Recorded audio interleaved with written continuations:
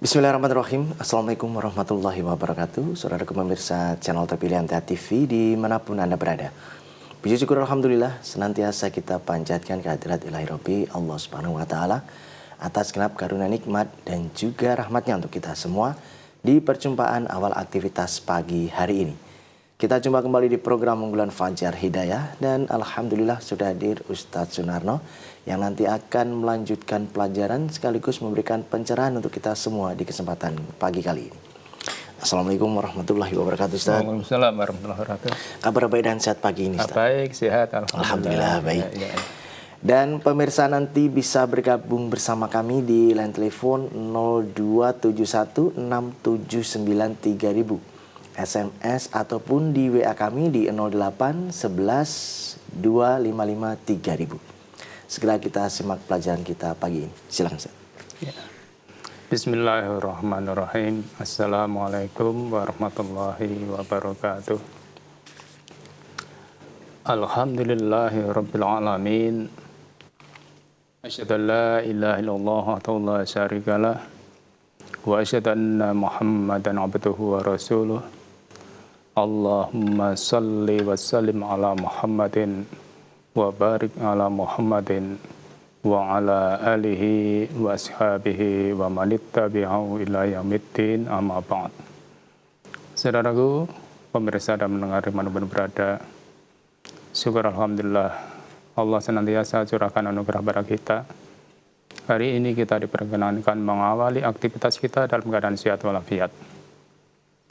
Saudaraku, hari ini kita akan bicara tentang pentingnya rendah hati dan menjaga harga diri. Allah Subhanahu wa Ta'ala dan Rasul-Nya membimbing pada orang-orang beriman dalam menjalani kehidupan di dunia ini supaya senantiasa memperhatikan akhlak yang mulia. Di antara akhlak yang mulia itu adalah menjaga kita tetap rendah hati dan menjaga harga diri. Saudaraku, Allah Subhanahu wa Ta'ala berfirman dalam surat Al-Furqan ayat 63 yang sudah sangat populer. A'udzu billahi minasyaitonir rajim. Wa ibadur rahmanil ladzina yamshuna 'alal ardi hauna. Wa idza khatabahumul jahiluna qalu salama. Dan hamba-hamba Allah yang Maha Pengasih, yaitu orang yang berjalan di muka bumi dengan rendah hati. Rendah hati itu berarti tidak sombong, tidak takabur. Dan apabila orang jahil menyapa mereka dengan perkataan yang kurang baik tentunya, maka mereka membalas dengan ucapan kata-kata yang baik. Saudaraku, ayat ini sudah sangat populer di tengah kita. Bagaimana kita sebagai hamba Allah yang Maha Pengasih, supaya kita menampilkan dalam kehidupan ini rendah hati, sopan, santun, dan lain sebagainya. Selain itu, kita juga dididik oleh Rasulullah SAW dalam hadis Ahmad nomor 20.447. Rasulullah pernah menasihati para sahabatnya itu Abu Dzar Al-Ghifari supaya tetap memperhatikan akhlak. Dari Abu Dzar berkata, Amaroni bihubbil masakin wa dunwa minhum. Rasulullah menyuruhku untuk mencintai orang miskin dan dekat dengan mereka. Ini sikap rendah hati. Karena orang yang rendah hati itu tidak akan merasa berkurang apapun bergaul dengan orang miskin, orang yang lemah. Tidak ada sedikit pun karena merasa lebih sehingga mengabaikan orang miskin, orang yang lemah, baik lemah pendidikannya, lemah ekonominya, dan lain sebagainya. Ini akhlak, dan ini tidak mudah. Dan ini biasanya juga untuk senjata orang-orang yang punya kepentingan. Bergaul dengan rakyat kecil, merakyat. Ini sangat dibutuhkan dalam kehidupan kita. Karena mendidik diri kita supaya kita tidak sombong, tidak merasa tinggi hati, sehingga meremehkan yang lain. Karena bagaimanapun, kemuliaan itu dalam Islam bukan karena kaya dan miskinnya. Tapi kemuliaan itu bagaimana takwa dan tidaknya dalam hati kita. Jadi kemuliaan kita ini terletak pada ketakwaan kita. Maka mari akhlak ini betul-betul kita jaga. Biasa kalau orang itu suka bergaul dengan orang kaya, orang berpangkat. Bahkan orang-orang yang rendah budi itu merasa mulia kalau bergaul dengan orang-orang yang berpangkat yang mulia. Karena apa? Merasa terangkat derajatnya. Padahal sebenarnya tidak. Namun merasa rendah kalau bergaul dengan orang-orang miskin. Maka ini harus kita hilangkan dari diri kita masing-masing. Kemudian berikutnya, Rasulullah mengajari para sahabatnya, wa maroni an andura ila man huwa duni wala andura ila man huwa fauqi. Rasulullah menyuruhku supaya saya memperhatikan, melihat orang yang berada di bawahku dan tidak melihat yang di atasku. Maksudnya apa? Rasulullah mengajarkan yang demikian itu supaya umat kita ini senantiasa menyadari masih banyak orang yang posisinya, kondisinya jauh dari apa yang kita alami. Sehingga kita ini pandai-pandai mensyukuri. Dari sisi ekonomi masih banyak yang di bawah kita. Dari sisi kesehatan masih banyak yang di bawah kita. Dari sisi sosial masih banyak yang di bawah kita dan yang lain-lain. Sehingga kita ini tidak akan terjadi kufur nikmat. Karena kalau kita selalu melihat yang ke atas, mesti terjadi kufur nikmat. Maka kita diajarkan senantiasa melihat yang di bawah kita. Sehingga kita ini senantiasa bersyukur apapun kondisi yang ada pada kita. Maka mari kita praktekkan dalam kehidupan ini. Karena inilah Allah, Rasul ajarkan pada kita. Demi untuk kebaikan kita masing-masing. Sehingga seperti apapun kondisi kita, kita masih tetap bisa menjaga syukur kita pada Allah. Sehingga ketenangan hati, ketenteraman hati akan terjaga. Gundah, gelisah, itu akan terhindarkan dari kehidupan kita. Sehingga kita ini adalah syukur dan syukur pada Allah Subhanahu wa Ta'ala. Kemudian yang ketiga, Rasul ajarkan, wa amarani an asila rahim wa in udbirtu. Rasulullah memerintahkan pada supaya menyambung silaturahmi, walaupun dibenci. Ini maksudnya apa? Karena dalam Islam itu sangat mementingkan persatuan dan kesatuan. sangat mementingkan kebersamaan. Maka dalam kehidupan kita ini, jangan mudah-mudah kita putus silaturahmi. Walaupun mungkin orang benci pada kita, kita tanggalkan ego pribadi demi untuk persatuan dan kesatuan. Demi untuk aizzul Islam wal muslimin. Karena kebersamaan itulah kekuatan kita. Islam itu kekuatannya terletak pada kebersamaannya, pada persatuan dan kesatuannya. Maka jangan sampai kita mengorbankan kebersamaan, persatuan, kesatuan, hanya karena ego pribadi. Walaupun juga tidak menyenangkan, namun kita diajarkan bagaimana kita untuk berjiwa yang mulia, berjiwa yang besar, tidak mudah terlukai oleh orang-orang yang bodoh. Maka kita ini dididik supaya betul-betul mengedepankan keutuhan kebersamaan, keutuhan persatuan dan kesatuan. Ini pentingnya supaya kita tetap menjaga silaturahim. Saudaraku, kemudian yang keempat, amaroni an la as'ala ahatan sayyi'an.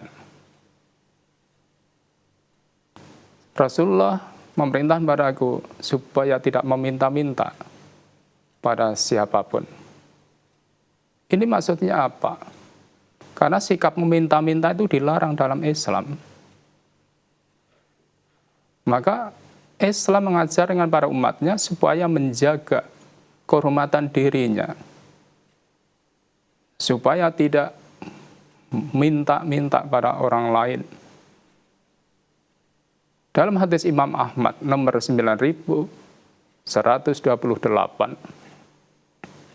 kita diajarkan di situ.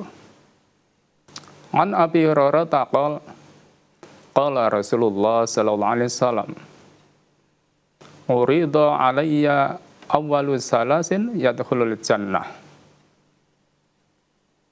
Rasulullah memaparkan padaku 3 golongan yang akan masuk surga. Yang pertama, wasyahid, orang yang mati syahid. Yang kedua, abdun mamlukun aksana ibada rabbihi wa nasuha li sayyidihi. Hamba sahaya yang taat pada Tuhannya, tekun ibadahnya pada Tuhannya, dan taat pada tuannya. Itu zaman dulu tentunya, karena sekarang nggak ada perbudakan.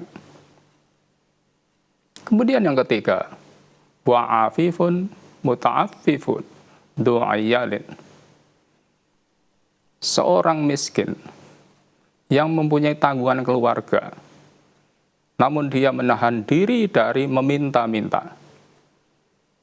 Walaupun miskin, tetap jaga harga dirinya.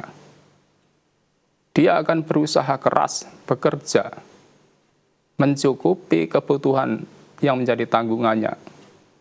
Walaupun dengan susah payah, walaupun dengan penghasilan yang sangat terbatas, namun dia akan menjauhi yang namanya sifat meminta-minta, tidak mudah menyerah. Akan tawakal pada Allah Subhanahu wa taala, dan tentu sesuai dengan kemampuan yang ada pada dirinya. Ini yang perlu kita perhatikan. Lah, apalagi kalau kita diberi kecukupan, mesti harus bisa menjaga diri ini. Kemudian, di hadis lain, riwayat Ahmad nomor 8771, kita juga diberikan pelajaran. An Abi Hurairah anin Nabi sallallahu alaihi wasallam qol. Dari Abu Hurairah, dari Nabi sallallahu alaihi wasallam, beliau bersabda, wallahi, Nabi bersumpah, wallahi, demi Allah, la ya'khudha ahadukum hablan, sekiranya salah seorang kamu mengambil talinya, tali. Wa yantaliqu ila hadzal jabal wa yaqtatibu minal hatab. Lalu ia pergi ke gunung ini dan mencari kayu bakar. Jadi tali tadi untuk mengikat kayu bakar itu. Fayabi'ahu wa yastaghniya bihi 'anin nas. Kemudian menjualnya ke pasar. Sehingga dia tidak meminta-minta pada orang lain. Jadi menjual kayu itu lebih baik daripada meminta-minta kalau dulu. Kalau orang tua kita dulu menjual daun jati, daun ganyong di desa, atau mungkin kalau sekarang ini, mencari rosokan lebih baik daripada meminta-minta. Mungkin orang melihat mencari rosokan itu sesuatu yang rendah, tapi itu lebih terhormat daripada orang yang minta-minta. Demi untuk menjaga kehormatan diri. Maka dilanjutkan, khairul lahu min ayas alan nas atauhu au haramuhu. Itu lebih baik daripada minta-minta pada orang, kadang diberi, kadang tidak. Saudaraku, inilah Islam mendidik pada kita. Kemudian yang kelima, kita diajarkan wa amaroni an aqulal bil haq wa in kana murran. Nabi mengajarkan supaya aku mengatakan kebenaran walaupun pahit rasanya. Maksudnya, ini mesti kebenaran Al-Quran dan Sunnah. Kebenaran Islam. Karena untuk mengatakan kebenaran dari Al-Quran dan Sunnah, itu tidak juga mudah. Tidak banyak yang berani. Karena rintangannya pasti ada. Maka kita diajarkan supaya berani mengatakan kebenaran, menunjukkan kebenaran dari Al-Quran dan Sunnah. Walaupun menghadapi rintangan, hadangan, dan kita dilarang untuk berbahasa basi, memutarbalikkan keadaan yang sebenarnya. Karena orang yang begini ini biasanya takut menghadapi resiko. Takut mendapat celaan. Maka kita sebagai seorang muslim, mari kita berani karena benar. Walaupun menghadapi rintangan. Dalam mengatakan petunjuk dari Allah dan Rasul-Nya. Kemudian yang keenam, wa amaroni an la akhafa fillah laumata laim. Rasulullah mengajariku supaya aku tidak takut cacian, melaksanakan perintah Allah dan Rasulullah. Maka dalam perjuangan menegakkan kebenaran ajaran Islam, tentu ada kawan, ada lawan. Yang tidak senang, mencaci, mencela, merintangi, itu biasa. Maka kita jangan mundur kalau menghadapi rintangan dalam menegakkan ajaran Allah dan Rasul-Nya. Kemudian yang terakhir, wa maroni an ashkura an uksira maaf min qawli la haula wala quwata illa billah. Saya diajarkan untuk memperbanyak ucapan la haula wala quwata illa billah. Karena ini dikatakan dalam hadis itu, fa inna hunna min kunuzi tahtal ars. Itu termasuk simpanan ahli surga. Saudaraku, maka dengan ucapan la haula wala quwata, kita menyadari sebagai seorang muslim ini sangat lemah, sangat ringkih. Tiada daya dan kekuatan yang ada pada diri kita ini sedikit pun kecuali Allah menolong kita. Sehingga kita ini senantiasa berusaha untuk mendekatkan diri pada Allah. Jangan sampai ada merasa bisa tanpa pertolongan Allah. Karena itu salah satu sifat ketakaburan. Begitulah saudaraku, semoga kita bisa mengambil pelajaran dan bisa mengamalkan. Terima kasih. Ya. Baik pemirsa, kami harapkan Anda nanti bisa bergabung bersama kami di line telepon 02716793000, SMS ataupun di WA kami di 08112553000. Namun sebelumnya kita akan simak beberapa informasi dalam rangkaian jeda pariwara berikut ini. Baik saudaraku pemirsa channel terpilih MTA TV dimanapun Anda berada, terima kasih Anda masih setia bersama kami khususnya di program unggulan Fajar Hidayah pagi ini. Kami persilakan di line telepon 02716793000 Anda bisa bergabung. Halo, Assalamualaikum. Halo, Assalamualaikum. Halo, Assalamualaikum. Waalaikumsalam warahmatullahi wabarakatuh. Ya, silakan Ibu Sri Pacitan. Terima kasih. Assalamualaikum warahmatullahi wabarakatuh, Ustaz. Waalaikumsalam warahmatullahi wabarakatuh. Monggo Ibu. Ustaz, terima kasih. Begini Ustaz, yang saya tanyakan, paparan Ustaz tadi yang dimaksud meminta-minta. Yang dimaksud minta-minta itu yang meminta seperti apa? Nah, di sini suatu misal. Kami bertetangga, misalnya tetangga kami punya kebun, misalnya kebun sayuran atau kebun apa. Nah, ada salah satu tetangga meminta atau kebun yang lain apa kebun singkong, saya minta sayurannya itunya. Yang kata-kata yang seperti itu, apakah itu juga termasuk meminta-minta yang dipaparkan Ustadz tersebut di atas? Mohon tausiahnya, atas tausiahnya. Terima kasih. Assalamualaikum warahmatullahi wabarakatuh. Waalaikumsalam warahmatullahi wabarakatuh.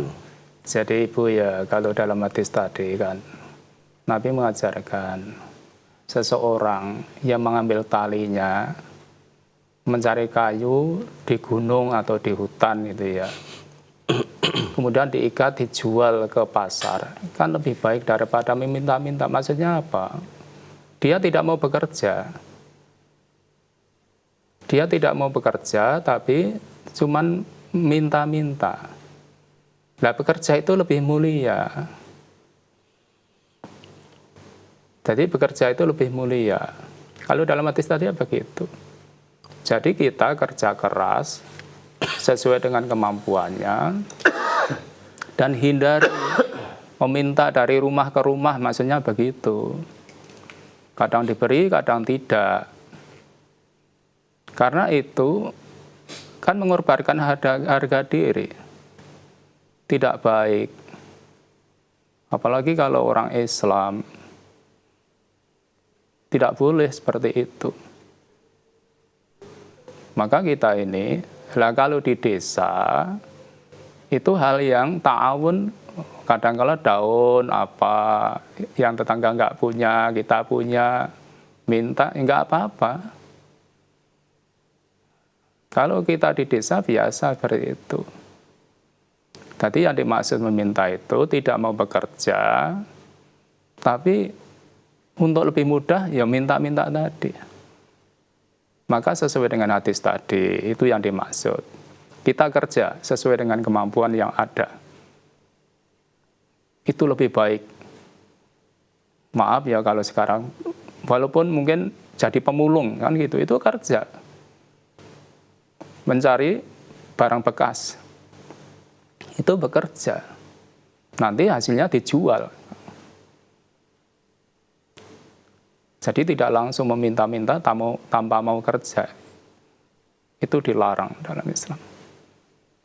Begitu Ibu, semoga bisa dipahami. Ya. Kita lanjutkan Ustaz yang ada di pertanyaan WA saja. Dari Pak Parno di Jambi. Menanyakan Ustaz, bagaimanakah pelaksanaan akikoh yang pas dengan syariat Islam? Demikian. Iya. Jadi ya Pak Parno ya di Jambi ya. Jadi kalau dalam hadis At-Tirmidzi juz 3 halaman 38 itu kan kita sudah diberikan pengajaran. Jadi akikoh itu di situ al-gulamu murtahanun bi aqiqatihi. Anak itu tergade dengan akikohnya, maksudnya supaya kalau kita mampu supaya berakikah. ngakai anak itu. Yaitu yudbahu anhu yaumas sabi'. Menyembelihnya hari ke-7 dari kelahiran. Tidak boleh lebih, tidak boleh kurang. Kemudian wa yusamma, kemudian di situ kita beri nama pada anak itu. Putri atau putra diberi nama sesuai yang dikehendaki oleh orang tuanya. Kemudian wa yuhlaqu ra'suhu, dan mencukur rambutnya, digundul bisa ya. Ini yang diajarkan.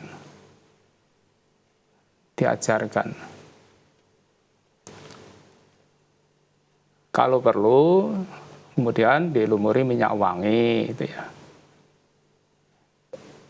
Maka kalau kita ini akikah ya seperti ini. Tadi menyembelih pada hari ke-7, memberi nama, kemudian mencukur rambutnya. Itu yang diajarkan pada kita. Maka mari kita laksanakan. Begitu, semoga bisa dipahami. Ya. Baik, kita beralih kembali di line telepon. Kami persilahkan. Halo, assalamualaikum. Halo, assalamualaikum. Waalaikumsalam warahmatullahi wabarakatuh. Ya, dengan siapa di mana Bapak? Bapak Mustafa dari Agus Selatan. Silakan Pak Mustafa. Assalamualaikum warahmatullahi wabarakatuh. Ustaz Sunarno. Waalaikumsalam warahmatullahi wabarakatuh. Monggo Bapak.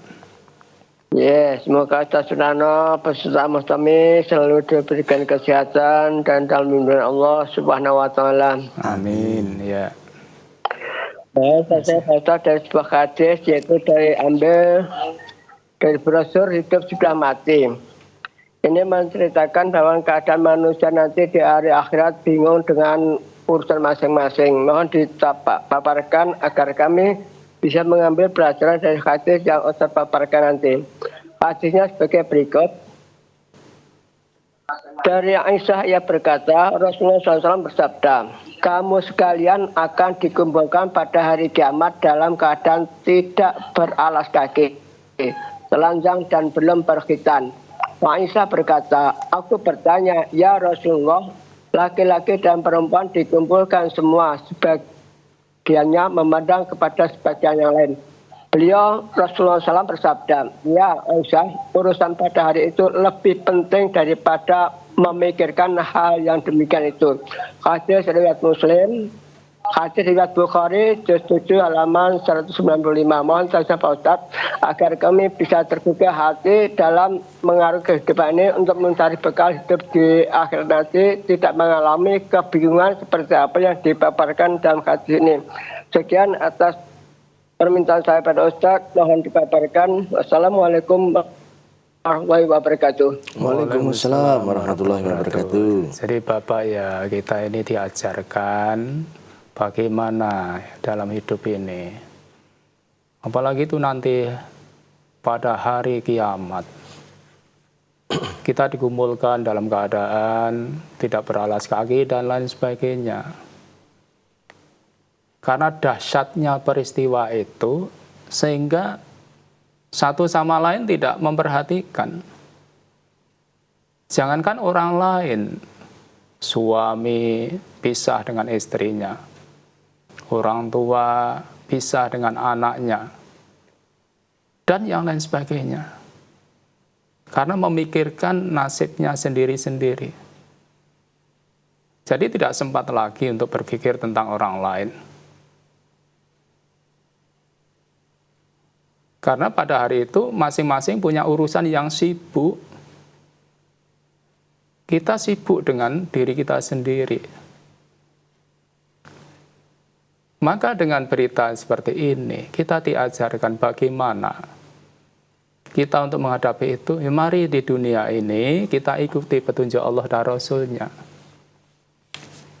Jadi kita betul-betul di dunia ini kita ikuti petunjuk Allah dan Rasul-Nya. Maka kalau kita mengikuti petunjuk Allah dan Rasul-Nya di saat kedahsyatan datangnya hari kiamat, dengan harapan Allah akan melindungi kita, kita tidak dikejutkan dengan peristiwa seperti itu, karena memang itu kita sudah dikabarkan sejak di dunia itu sudah diberitahukan. Maka kita siapkan apa yang bisa kita lakukan, mari. Maka kita ini diajarkan oleh Nabi kita Muhammad SAW, wa ya'khudil 'abdu min nafsihi lin nafsihi.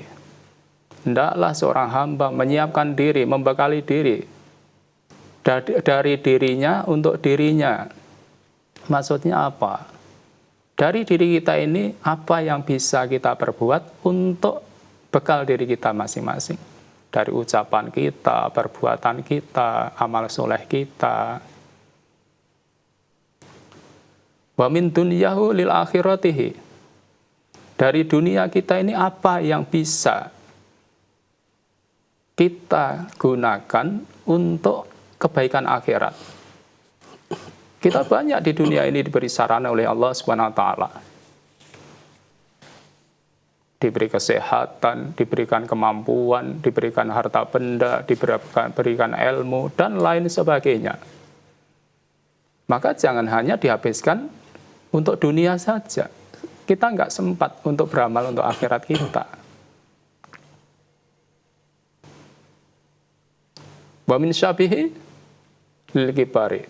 Waktu muda kita, yang masih muda-muda, maka mari kita gunakan. Karena kalau kita nanti sudah tua, tidak bisa berbuat sebagai muda.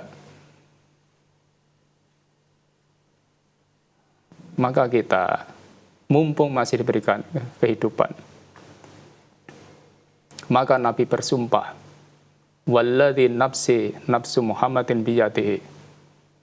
Demi Allah yang jiwa Muhammad di tangannya, ma ba'dal maut min mustaqtibin. Tidak ada tobat perbaikan setelah orang itu mati. Setelah mati sudah enggak ada kesempatan lagi. Maka mari, mumpung kita masih diberikan kehidupan, apa yang bisa kita lakukan untuk kebaikan kita sendiri. Karena nanti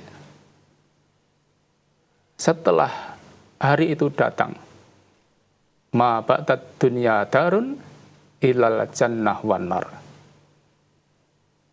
Setelah kita di hari akhirat itu tidak ada tempat lagi kecuali hanya satu di antara dua, kita neraka atau surga.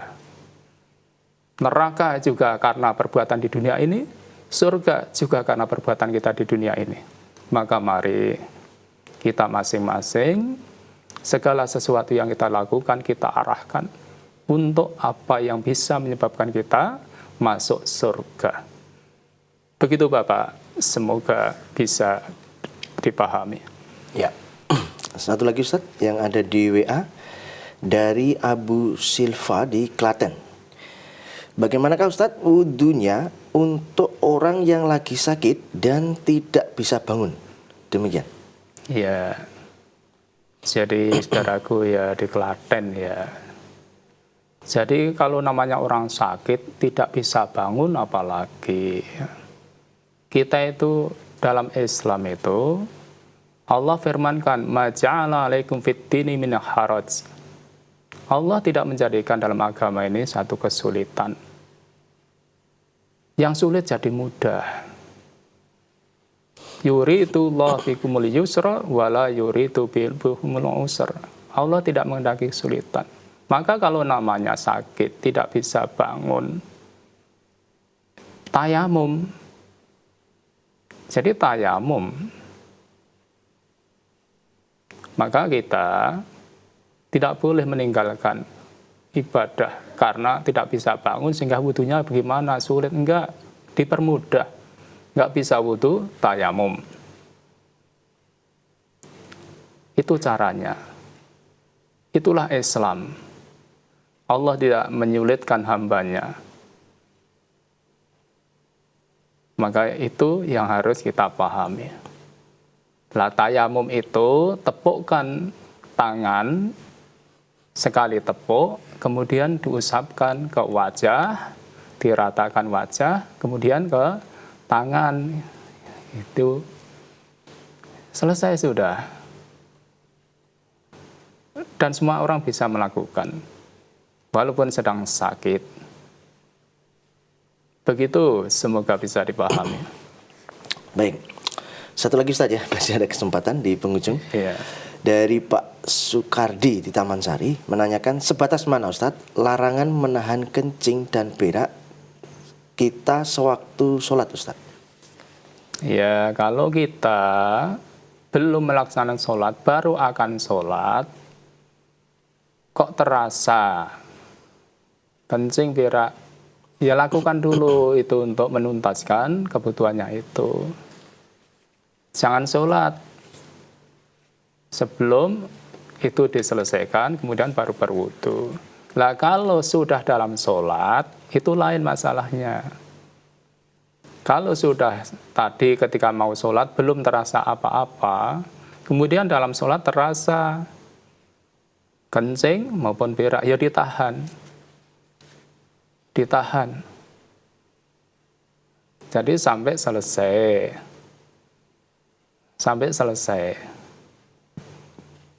Jadi kalau bisa menahan, ditahan sampai selesai. Kalau memang terpaksa tidak bisa menahan, ya dibatalkan sholatnya. Maka kalau kita masih bisa menahan, ditahan sampai selesai. Begitu caranya. Semoga bisa dipahami. Ya. Baik Ustaz, kami sampaikan terima kasih atas pelajaran dan tausiahnya pagi ini. Kita nantikan pelajaran berikutnya insya Allah Ustaz. Insya Allah. Assalamualaikum warahmatullahi wabarakatuh. Waalaikumsalam warahmatullahi wabarakatuh. Baik saudaraku pemirsa channel terpilih MTA TV dimanapun Anda berada, demikian tadi telah kita simak dan ikuti bersama program unggulan Fajar Hidayah pagi ini. Kita jumpa kembali di kesempatan mendatang. Saya Tamara Fatani pamit undur. Alhamdulillahirrahmanirrahim. Subhanakallahumma wa bihamdika asyhadu an la ilaha illa anta astaghfiruka wa atubu ilaik. Assalamualaikum warahmatullahi wabarakatuh.